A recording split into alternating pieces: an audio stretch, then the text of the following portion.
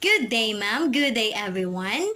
My name is Marianel D. Campos from BS Ed Filipino 2. My task is to discuss with you guys the basic yet important information about these three topics, the Webtoon, Manga, and Comics. So first, let's start with the Webtoon. Webtoon began in 2009 as a manhwa or comic platform owned by the South Korean tech, the giant Nava. Webtoons began as online daily chronicles created by people out of work during the Asian financial crisis in 1997. But in 2020, Webtoon's combined sales topped 1 trillion won, $684.6 million for the first time, representing a year-on-year increase of over 64%. Each episode is published on a long vertical strip using an infinite canvas. Unlike the majority of East Asian comics, they are usually in color instead of black and white since they are published digitally on a website or app rather than physically in a magazine.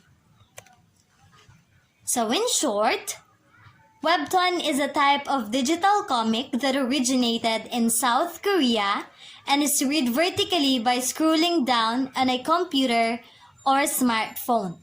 It is also accessible anywhere and practically free of charge. Each episode takes less than 5 minutes to read. But in 1990s, Webtoon is not that famous and well known. In fact, it started to be in Zero Generation. And during its Zero Generation, the earliest Webtoon were scanned, the original comics, and uploaded onto the internet, and it is formatted on a one-page layout. While on its first generation, with the development of technology, authors were able to utilize flash animation effects.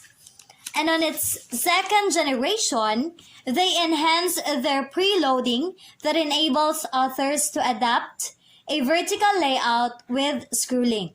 In contraction to comics with a dense panel composition, scrolling brings new panels into view.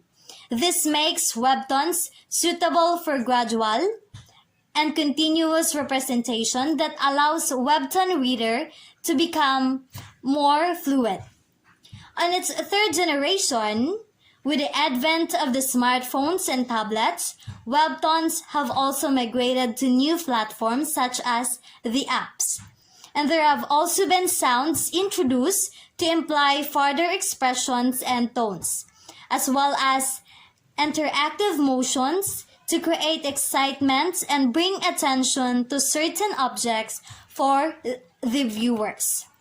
And today, Webtoons stand as a foundation of Korean storytelling industries, having become an inexhaustible source of inspiration for K-drama, cinema, musicals, and computer games.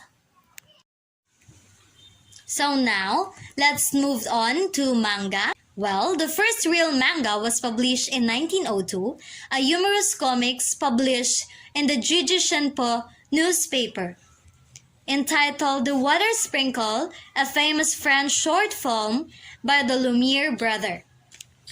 Another examples of published manga are the Komudo manga, the Shonen manga, the Suju manga, the Shinin manga, the Josei manga, and the Hentai. Under the Komudo manga, it is a comic book intended for children. Example, Pokemon and Doraemon. In Shonen manga, it is addressed to teenagers, presents adventures of an orphan hero and his battles, as in Naruto or Dragon Ball. Next is the Suju manga, mainly for young girls because it focuses on love and friendship. For example is the Nana. Next is the Seinen manga. This is intended for the students or the young adults. It covers more realistic subjects of various themes such as the Death Note or the Attack of the Titans. Next is the Hosai manga. It is intended for the feminine version of the senin. For example is the citrus. And lastly is the hentai. It is forbidden under their 18 years old. Throughout centuries, manga has become a symbol of Japanese culture throughout the world. Sa puntong ito ay tatalakayin na natin ang comics, isang popular na babasahin sa ating bansa.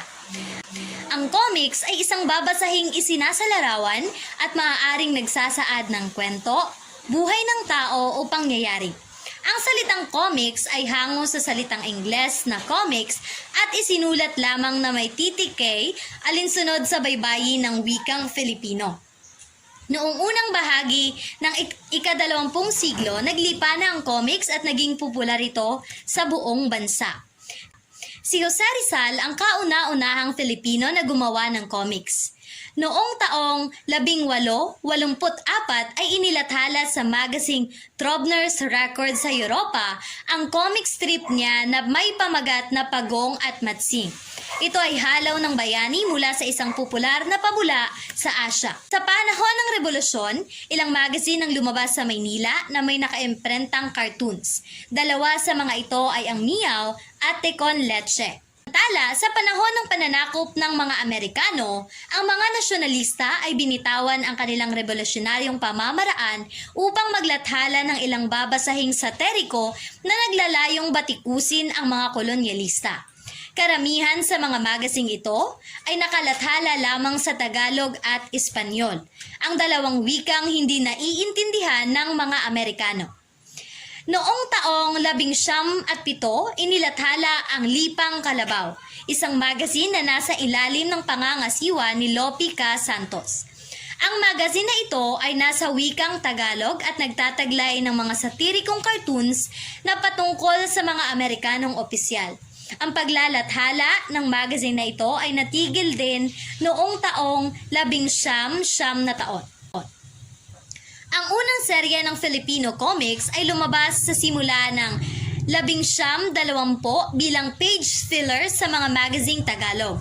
Dalawa sa mga magazine ito ay ang Telembang at ang muling binuhay na Lipang Kalabaw na nagtataglay ng mga satirikong cartoons laban sa mga Amerikano at Federalista. Dalawang comics sa mga magazine ito ang naging popular sa mga Pilipino noong mga panahong iyon. Ang Kiko at Angge sa Telembang at ang Ganito Pala sa Maynila sa Bagong Lipang Kalabaw. Sa panahon ngayon, maraming pamamaraan ang industriya upang buhayin muli ang dating namamayagpag na comics sa Pilipinas. Noong taong 2007, inilunsad ni Carlo J. Caparas ang ilang mga programa na naglalayong ibangong muli ang namatay na industriya ng comics. Kasama ang Comics Caravan, isang patimpalak sa mga gumagawa ng comics na sinuportahan ng National Commission for Culture and the Arts at maging ng gobyerno ng bansa. Setyembre ng naturang taon, inilathala ang 5 titulo ng comics sa ilalim ng Sterling Publishing. Ito ay ang Carlo J. Caparas Comics, Filipino Classic, Tagalog Comics, OFW Comics at Guwapo Comics. At bawat comics ay mayroong 32 pahina at nagkakalaga lamang ng 10 piso. Kita ng telebisyon at internet, mas malawak na madla ang maaabot ng muling pagbangon ng comics.